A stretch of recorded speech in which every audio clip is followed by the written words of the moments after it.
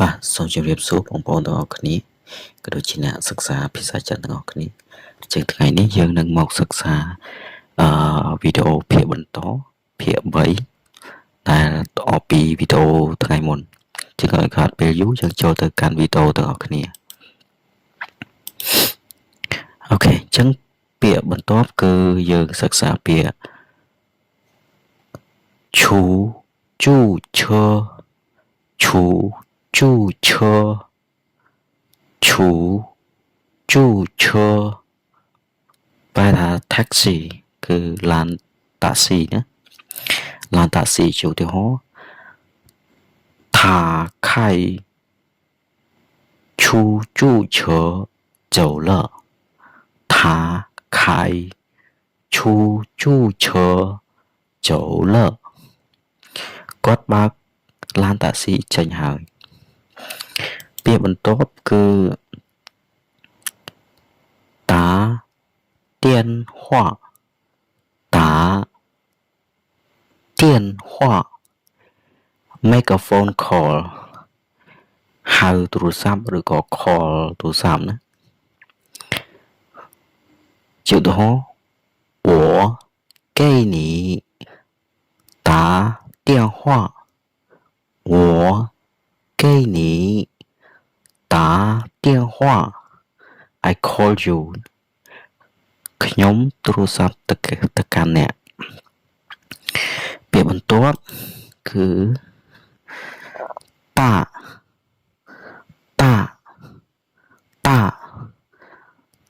ប្រែថាធំ big 比如说这个西瓜很大这个西瓜很大 This watermelon is so big ចឹង这个ប្រែថាមួយនេះស៊ី瓜ប្រែថាឪឡឹក很大ប្រែថា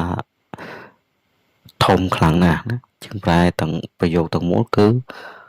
ឪឡឹកនេះធំខ្លាំងណាស់ពាក្យបន្ទាប់គឺ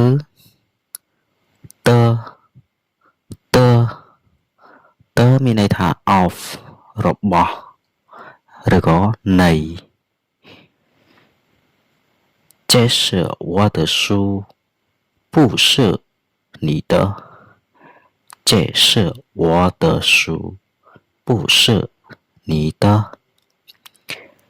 这是我的书不是你的 This is my book not yours នេះគឺជាសៀវភៅរបស់ខ្ញុំពុំមែនជាសៀវភៅរបស់អ្នកទេអូខេពាក្យបន្ទាប់គឺ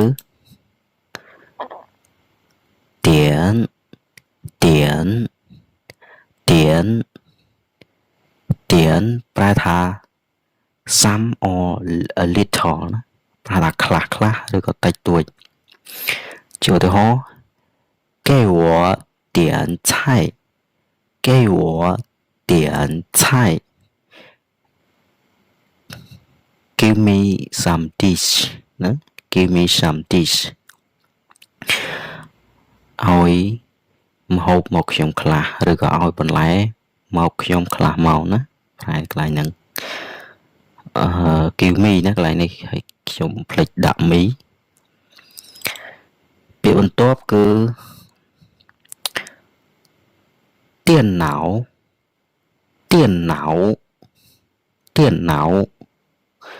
脑ប្រែថា computer ជាឧទាហរណ៍这是我的电脑这是我的电脑这是我的电脑 This is my computer This is my computer នេះគឺជា computer របស់ខ្ញុំពាក្យបន្ទាប់គឺ電視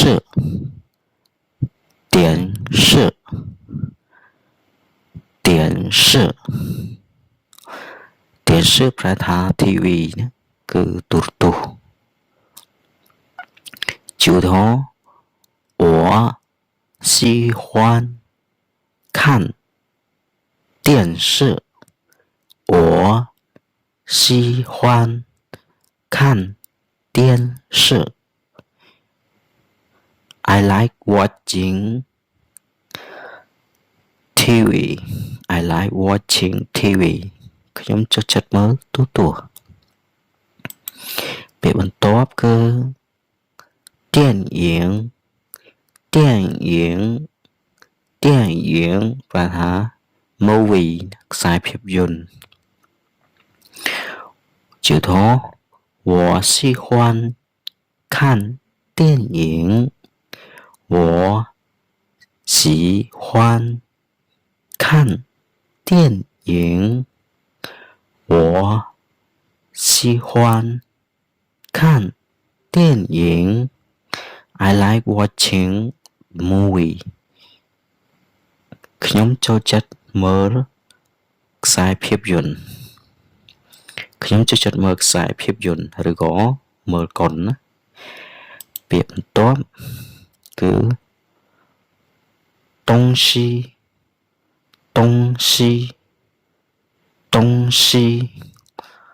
东西ប្រែថាสิ่งវត្ថុឬក៏របស់ណាវត្ថុឬក៏របស់就说吃的东西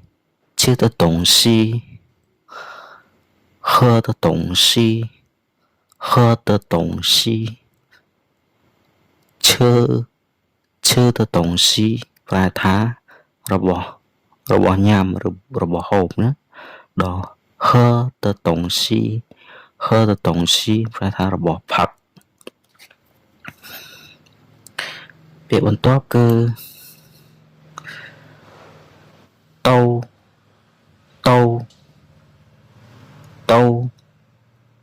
តោនេះប្រែថា all or both ទាំងអស់ឬក៏សុទ្ធតែណាសុទ្ធតែ就说我是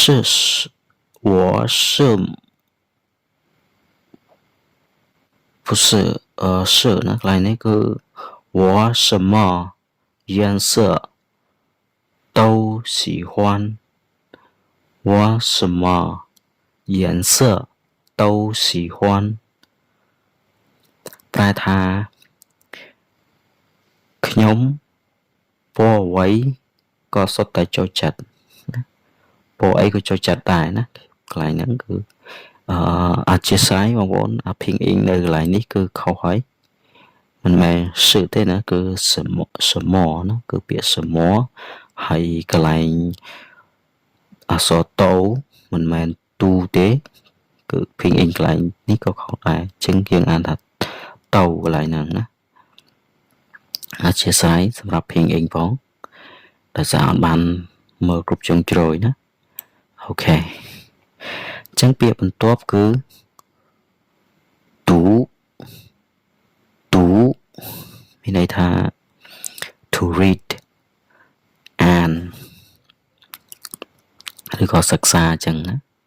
就说我喜欢读书我喜欢读书 I like reading book ខ្ញុំចូលចិត្តអានសៀវភៅអូខេអញ្ចឹងពាក្យដែលយើងសិក្សានៅថ្ងៃហ្នឹងគឺមានតែប៉ុណ្្នឹងទេយើងនឹងមានវីដេអូបន្ទាប់សម្រាប់សិក្សាពាក្យក្នុងកម្រិត HSK 1ណាបងប្អូនអាចជួយចុច Subscribe និងរូបសញ្ញាកណ្ដឹងដើម្បីទទួលបានវីដេអូអាប់ដេតថ្មីទៀតបាទសូមអរគុណសូមជម្រាបលា